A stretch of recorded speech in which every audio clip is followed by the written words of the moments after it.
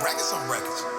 We tryna get to these brackets. We flipping through all of these hits and these classics. Sometimes don't know which one to pick when that happens. We mixing and matching. We listening and tryna get brackets. Complex brackets.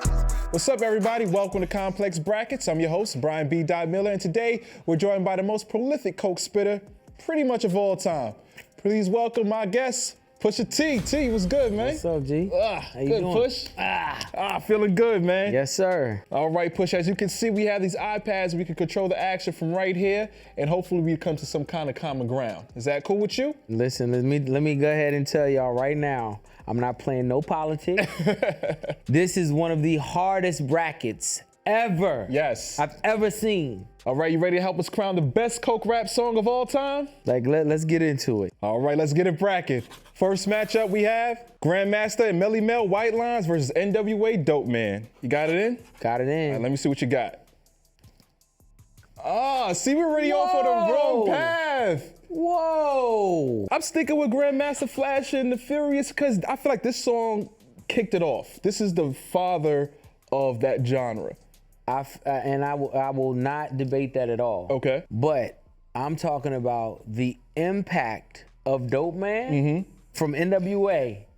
And it gave us a perspective, you know, for me, living on the East Coast, living in Virginia, of what the hell was going on all the way somewhere at the time I had not ever visited. Dope Man was like, oh, it's like this everywhere. I was born in the Bronx. Right. I was raised in Virginia, so you know, White Lines, I came up on it. Right. I had no idea what was going on the West Coast. Gotcha. All right, so you stick with NWA? I'm 1,000% sticking with NWA Dope Man. All right, Dope Man goes on to the next round. Push, what'd you think about this matchup? Notorious B.I.G. 10 Crack Commandments versus Master P, Mr. Ice Cream Man. Okay, boom. Got you locked in? Yep. You ready to reveal? No, I don't. I don't have it locked in. Can I talk about it? Let's talk about it. All right. This is tough for me. Being raised in Virginia, I had access to all music from everywhere. Master P was like, I mean, it was, you know, the man, the myth, the legend at that time. Right. Like, we didn't know what was going on, but we all heard about it. And all my friends who are older than me went down to How Can I Be Down, and they came back to Virginia and was like, oh, this man, Master P, I mean, he had the bus. And outside the bus, they was waving the flags. Yeah. Like, we all know what Big meant to Virginia. Yes. And what he just meant to East Coast hip hop for sure. I'm gonna say. Wait, don't tell me first. Okay, You gotta lock it in. Hold on, let me lock it in. I'm gonna lock it in, all right? For me, 1, 2. I bet we on the same page. We're on the same page. Okay. We're on the same page, but I'm talking about, it's so tough because song-wise, it's 10 Crack Commandments. I mean, it was just lyricism, cleverness, whatever. But culturally, it was so many myths about this man. Yeah. About Master P. And I don't even know if they're myths. I'm just saying, like, before we knew like anything. urban legends. The urban legend, you know, talk about what he was doing and what he had going on was just, like, ridiculous. Yeah. All right, well, 10 Crack Commandments goes on to the next round. Pusha, how do you feel about Gucci Mane featuring OJ the Juice Man, Yo Gotti Bricks versus Future, Pharrell, Pusha T, and Casino, Move That Dope? I think I know where you're gonna go with this one. Wow, I mean, yeah. Listen, I mean, at the end of the day, it is what it is, and Move That Dope is one of them joints. Yes. So is Bricks. All white Bricks. Bricks is culturally a fire starter. It is. Where I'm from. So in Virginia, that's like a fan favorite. Oh, it's a fan favorite for sure. Okay, ready? Let me see what you got. Wow! I'm gonna go with Gucci on this one. I was riding with you in Future. You know why? Because Future Moved That Dope, you know, myself, Pharrell, Casino. I mean, great song. It still impacts to this day. It does, but Bricks by Gucci Mane, it's cultural, and it's like what I want to hear when I go to those clubs, when I'm doing hostings, and when I'm going to like picking up brown paper bags, hosting money. When that song comes on in any part of the country, it's a phenomenon still to this day. It is. And it's fun to me. All right, well, Bricks goes on to the next round. All right, Push, how you feel about this matchup? Griselda Dr. Birds versus Clips Grinding. Oh, by far. By By far. Let's go. Let's go. Is it a no-brainer? It's a no-brainer. All right, but before you show your pick, Push, let me ask you, when you were creating Grindin, did you think it was gonna become this Coke anthem that it became? No. I didn't know that it was gonna blow up. I knew it was something special. Yeah. And when Pharrell made the beat, he called me and said, hey, if you don't get to the studio right now, I'm gonna give this beat to Jay-Z. Wow. And he was like, I'm talking about right now, like you better get here in 20 minutes. How far were you? Probably 20 minutes away. Okay. I was like, listen, don't trip, I'm on my way. Right. I go to the studio, I heard it. I was like, it's dope though, there's something dope about it. And man, I wrote it 3 times. Maybe even 4 times. Yeah. But it just wasn't right. And then I finally found it. What about Malice? Did he have to rewrite his verse? No, times? no, immediately. Okay. He was like spot on. And I think he had the better verse too. Debatable. And it took 9 months for it to blow up. People don't know that. Really? I did $3,000, $2,000, $1,500 shows. Me and my brother did $1,500 shows, $3,000 shows for every drug dealer in the country. Wow. For 9 months until it finally hit. Wow. Those are the only people that knew what Grindin was about. Right. Yep. All right, so let me see your pick. It's a no-brainer. Grindin. For sure. No disrespect to Griselda. Brick on my brick. That was a moment. Hell no. Brick on my brick was like phenomenal. Phenomenal. Right, brick on my brick is something I wish I fucking said. So how do you feel about newer artists like Griselda carrying the Coke rap torch? I think it's dope. Yeah. You know, Coke rap to me, the title of it is synonymous with just streets, the street aesthetic, Yeah. braggadocio rap, and just like, you know, having that street energy about everything about you. Right. It's not just so streamlined, cocaine, that's it. Yeah. Like, it's not just that to me. Right. And I watched them do their thing with it. It's like, man, I get lyricism from like Conway and Benny the Butcher. Yep. I get character out of West Side. You know what I'm saying? So it's like, I think it does well for what we're all a part of. Absolutely. All right, well, Grindin, never mind me. That's going on to the next round. Next matchup we got, this is tough. Young Jeezy Trap or Die versus Rick Ross Hustling. All right, I got my locked in. You got yours too, Push? Yeah, come on. You got yours? All right, ready for the reveal? 1, 2. Woo! I understand. I understand. Why'd you pick Trap or Die? Because there was nothing bigger than Trap or Die. That's a fact. Nothing. There was nothing going on in the world that was bigger than Trap or Die. That's true. Hustling was a hell of a record though. And the remix was just even better. That's why I leaned into shout out to Jay-Z. No, listen, Hustling was a hell of a record. There was nothing bigger going on in the streets than Trap or Die. And I mean, so for me to not give it to Jeezy would be, you know, it'd be sort of like forgetting what that was in the moment and everything surrounding Trap or Die at that time. So am I wrong for thinking more so about the remix of Hustlin' versus the original? You don't have Hustlin' remix up there, so you are wrong. Oh, damn. But hey. Gotta talk to the producers about that one. So you stick with Trap or Die with Jeezy? Yeah, I'm gonna stick with Trap or Die, man. All right, last time he was the man on these streets and he still is. Jeezy, Trap or Die slides to the left. Next up to bat, Ghostface Killah and Raekwon Kilo versus Jay-Z, I Know. Yeah, I'm ready. Ready for your reveal? Yep. I know.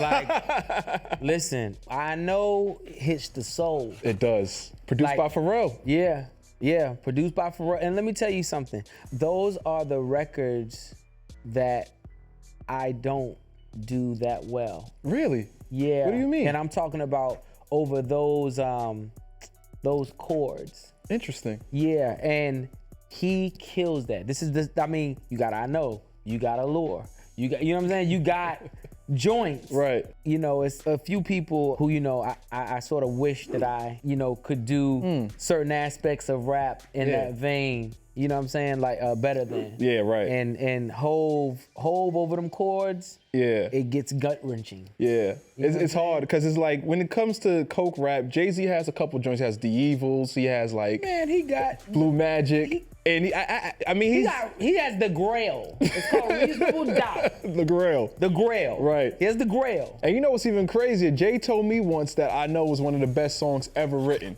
Well, Jay-Z knows his things, man. Easy. I Know goes on to the next round. Next matchup, we got E40 featuring Joel Santana, UGK White Girl versus UGK Pocket Full of Stones. I think yeah. I don't even know what you questioning. Really? I don't know. Let me see what you got. I don't know what you questioning. Okay. Why is it so easy for you this time, Push? Again, it gave another perspective. Yeah. You know what I'm saying? It was like, it let you know that street culture was connected all around the country. Yeah. Were you going to Texas at the time? Or were you a little bit? Okay. It was a mixtape place in Virginia that was next to a base. Really? And it had all of the Texas stuff that was going on. It's how I discovered Slim Thug.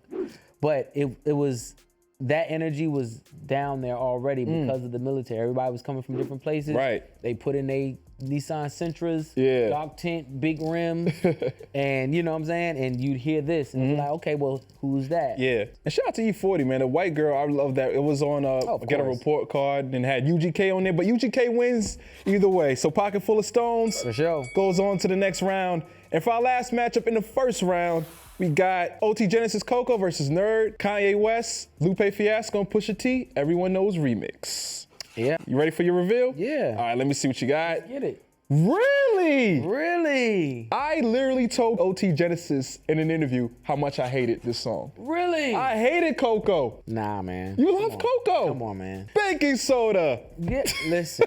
I mean, let's just be like I'm outside. Yes. You know what I'm saying? It was a big record. And I go outside, and it's a huge record, and it's like fun. Like myself, Lupe, you know, Kanye, P. Like Yes. we're spazzing lyrically, but how much fun did you have? I like the original better.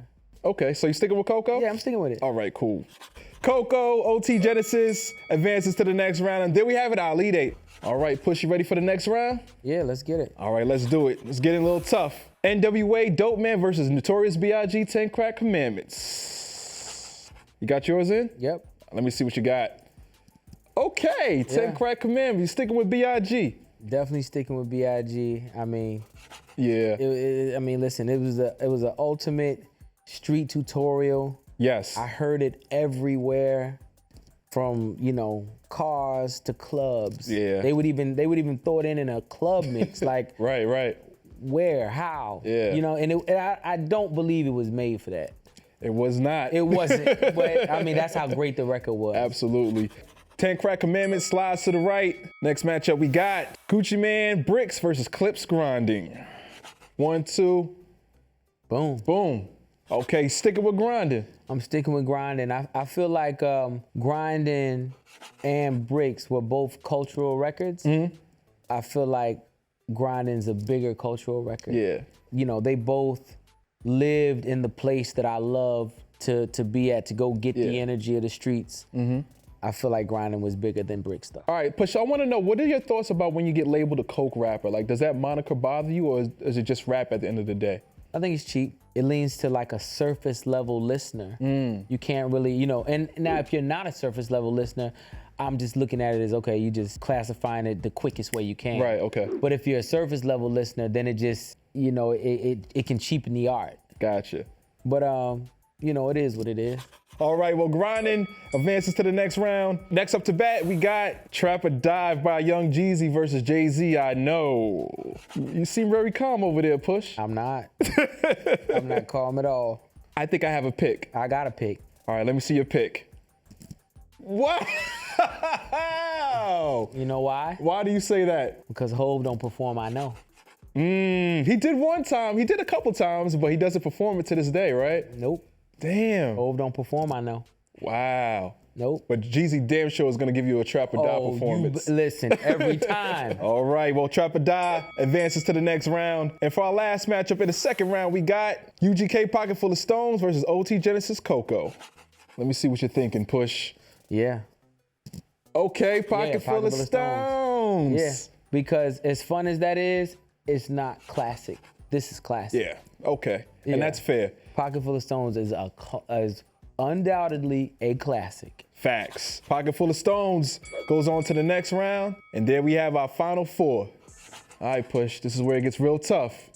Ready to do it? Yep. All right, this is your doing. Notorious B.I.G. 10 Crack Commandments versus the Clips Grinding. See what you did? Yeah.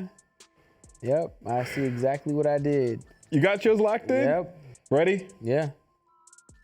Grinding. Yes. Grinding. Yes. Don't kill me, Brooklyn. Don't kill me. Sticking with Grinding because I never heard that beat before. Yes. You know, shout out to DJ Premier. He did 10 Crack Commandments, classic. But when I remember being in the lunchroom and everyone trying to imitate that beat, and the first time I heard it, I couldn't. The beat was in my head. The beat was so innovative. Like it was innovative. And for me, being a lyricist, being a rapper, when records were hard records, they were always DJ Premier, just, moody, muddy, whatever. And that's what you got off on. It was Grinding to me that sort of switched the energy of like, oh, wait a minute. It can be hard, but it can have, there was a brightness to it. And I've always told Pharrell and Chad that since Lord Willin', I realized that hard records don't have to be moody, muddy. They could have a brightness to them. Right. Grinding goes on to the final round. And for our last matchup in the final 4, we have Young Jeezy Trap or Die versus UGK Pocket Full of Stones. Okay, I think I got mine locked in. Let's get it. Let's get it. Trap or Die. And Bun B is on Trap or Die too, so Bun B. Listen, Bun winning all the way around. Bun winning all the way around. Absolutely. Trap or Die goes on to the final round. All right, there we have our grand finale. Now Push, this is for all the marbles. This is for all the marbles. We have the Clips Grinding versus Young Jeezy Trap or Die. Listen, for all the marbles, I'm going. Okay, you ready for your pick reveal? Let's go. Grinding, sticking with the boys from VA. Yes. 20 years later. 20 years later, actually, 22 is the 20th anniversary of Lord Willin' and this song. Why'd you pick the group? Why'd you pick yourself? Because I felt like let's say we both have the same content. It's the same substance. I feel like Grindin' was more innovative. I felt like it was more innovative, and I felt like I got the best of both worlds out of Grindin'. I got like good lyricism, and I got the streets listening, and good and production value. Yeah. I feel like Trap or Die was a hell of a time. It was. It was a hell of a time. You had to be there. Like great.